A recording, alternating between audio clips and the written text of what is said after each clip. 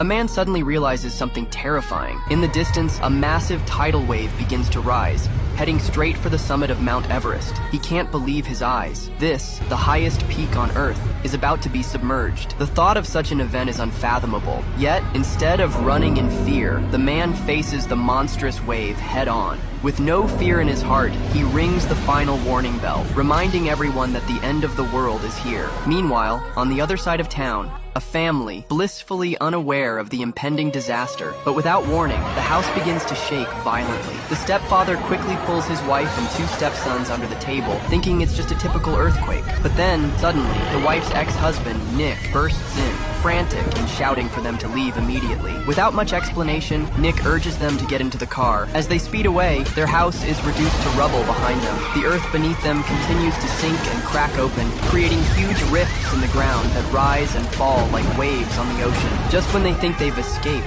an elderly couple drives slowly into their path, blocking the road. With no other choice, Nick swerves onto the grass to avoid them. But as they watch, the elderly couple's car crashes into the rising pavement. They continue their frantic drive, only to be sprayed with filthy sewage from an open sewer, leaving their car covered in muck. In desperation, the stepfather suggests taking the highway, but what they see next makes their blood run cold. A cement truck falls from the overpass, and the ground splits open and cracks dozens of meters wide. Nick swerves the wheel in a desperate attempt to avoid the chaos, narrowly escaping one close call after another on the precarious overpasses. But just ahead, a massive collapsed building blocks their way. In a moment of sheer audacity, Nick slams the car into the wreckage of the building. As the structure crumbles, they narrowly escape, their lives hanging by a thread. Barely surviving, they finally make it to the airport, where they hope to find safety. Fortunately, the stepfather, who has previous pilot training, takes the controls of a small plane. Just as they manage to start the engine, the runway begins to collapse behind them. With no time to waste, they forcefully take off, narrowly avoiding death as they soar into the sky, leaving the earth-shattering disaster behind,